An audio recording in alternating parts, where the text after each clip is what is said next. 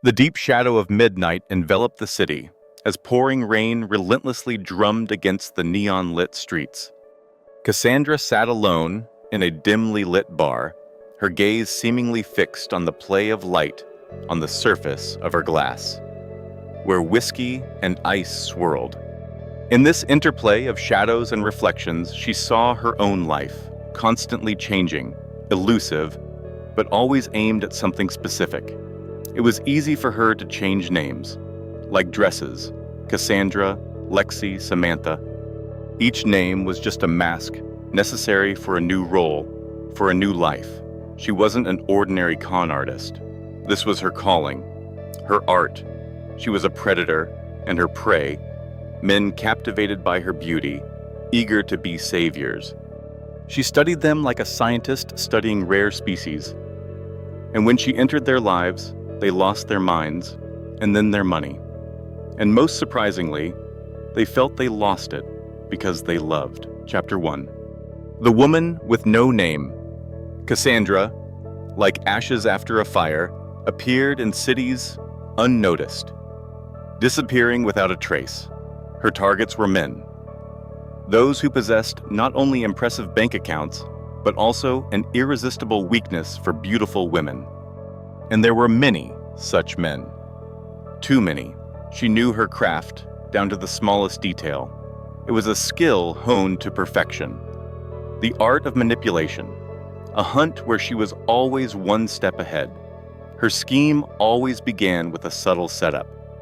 A seemingly casual acquaintance in a bar, where the scent of cheap stories and expensive drinks hung in the air. A light flirtation, like the barely noticeable touch of silk. A couple of stories about a difficult past, hinting at fragility and vulnerability, which were actually a masterfully woven trap. The man, no matter how cynical a businessman, began to feel like a hero, a savior.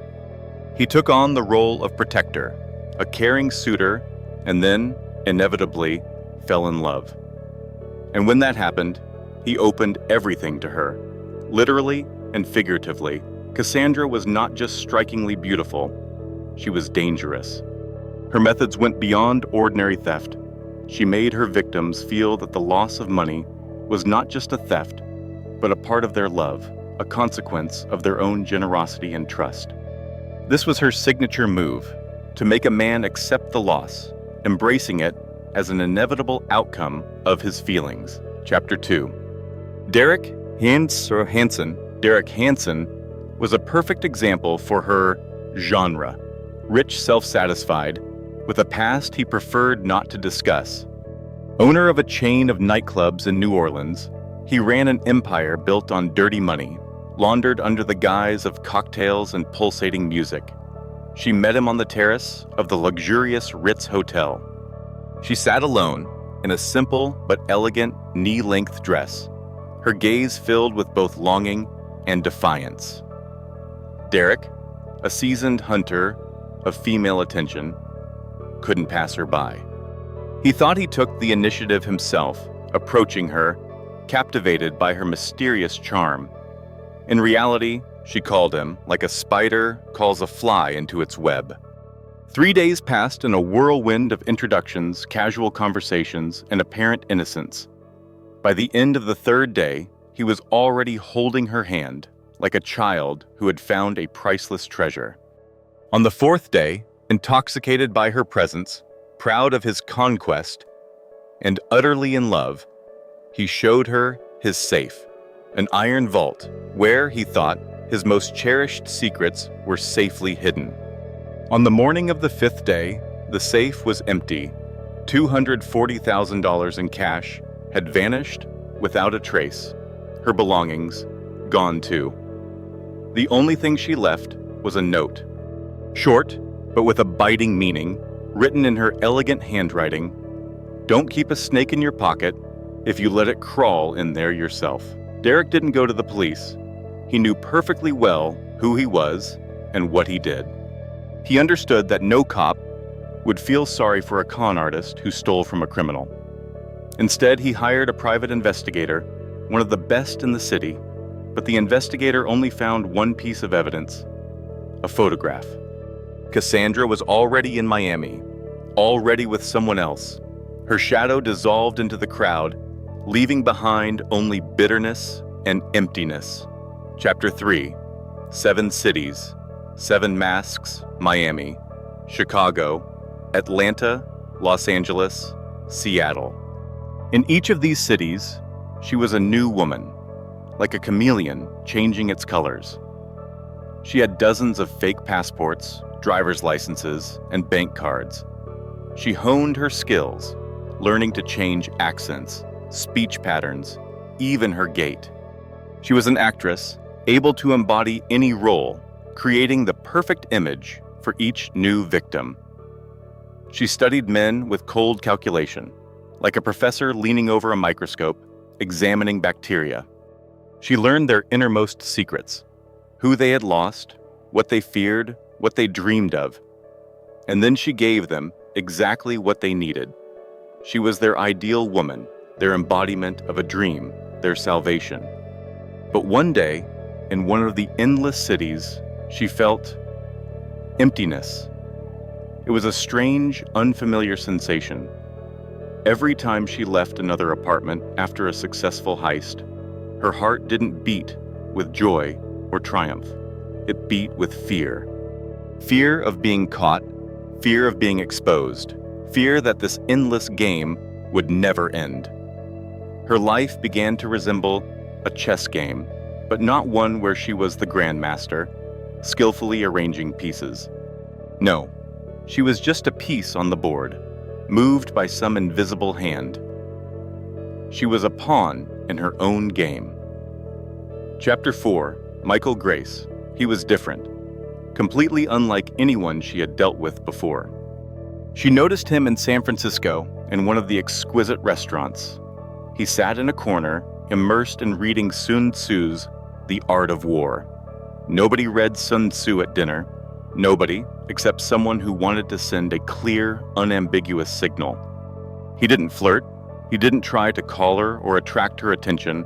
He just watched, coldly, steadily, without a single emotion, as if he already knew who she was, as if he saw right through her. "You're lying," he said, as soon as they were alone, his voice low and even, without a hint of accusation. "About what?" she replied, trying to maintain her usual mask of innocence. "About everything," she laughed, her laugh ringing and nervous. He didn't.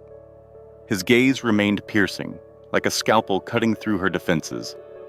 Michael Grace was an investor, but not in the usual sense of the word. He invested not only in companies or ideas, he invested in people. He knew how to see true value where others saw only the surface. And in her, he saw not just a con artist, but something more: talent, an uncut diamond that could be turned into something amazing. He allowed her into his life. But he didn't lay all his cards on the table at once. He kept them close, like an experienced poker player. She, accustomed to controlling every situation, found herself in an unfamiliar role here.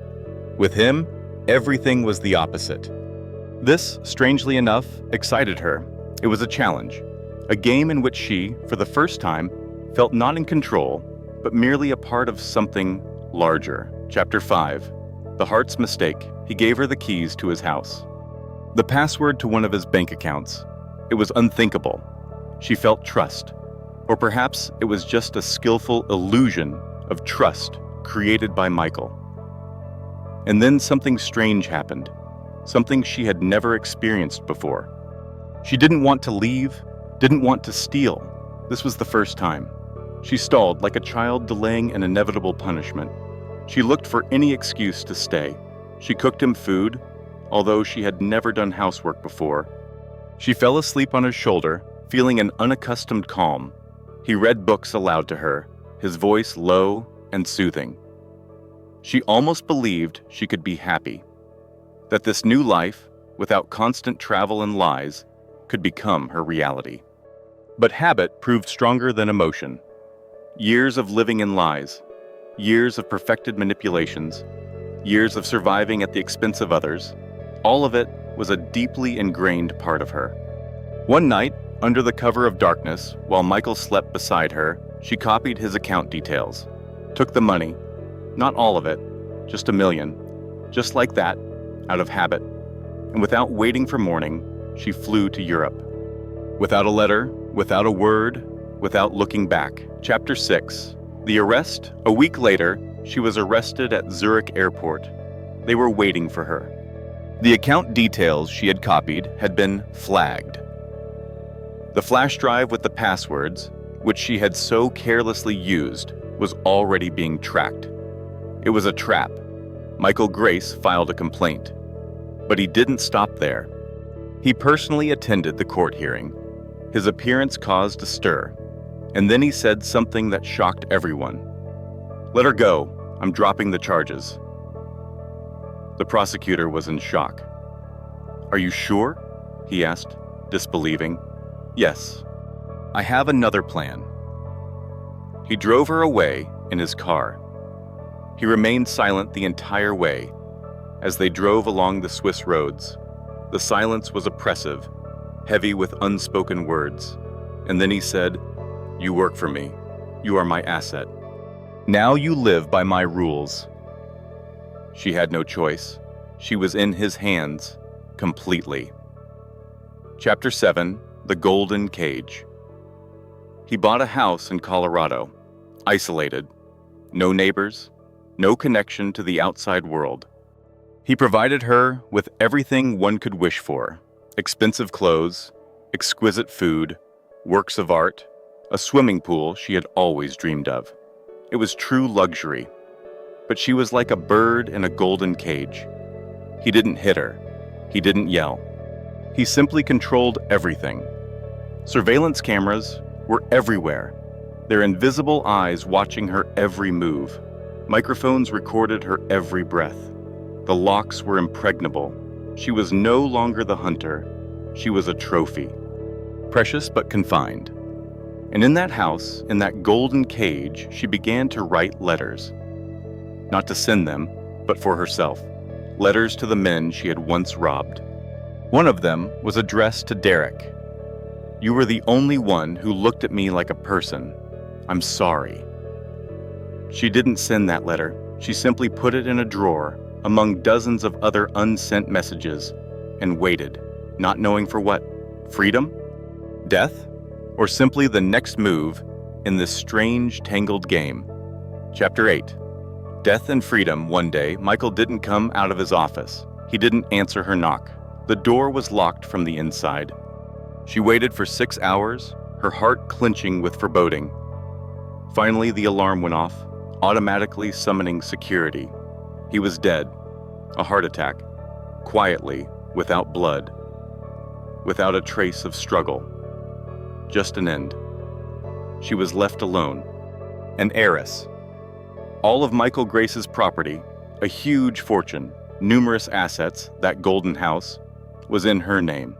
The police arrived, thoroughly checked the house, documents, finances, nothing suspicious.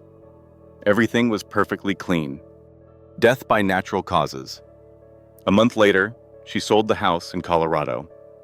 She flew to Marrakesh, a city that had always beckoned her with its exoticism and mystery. She became a different person, rich, free. She burned the old letters, their ashes carried away by the wind, like a farewell to the past. She decided to start anew. True freedom, it seemed, was in her hands. Chapter 9, The Last Move. 6 months passed. Marrakesh was bathed in sunshine, the air infused with the scents of spices and flowers. A man appeared at the villa she had bought. Tall, his face was hidden in the shadow of a wide-brimmed hat. He said nothing, just handed her an envelope. Inside was a photograph. In it was Michael, alive, in Argentina. He was smiling, smoking a cigar, his gaze as cold and penetrating as ever. On the back of the photograph was an inscription. "You thought you won? No, Cassandra. I just gave you a head start. Welcome to the next round." The kiss before the robbery was just the beginning. It wasn't just a theft, but a chess game where every move Cassandra made was a trap, but every one of her moves was anticipated. And now she realized that all these years she had been just a pawn in a game that was just beginning. Michael Grace was not just an investor, he was a grand master. And now it was her move. What would she do when she realized that her freedom was just an illusion, and her wealth just part of someone else's plan?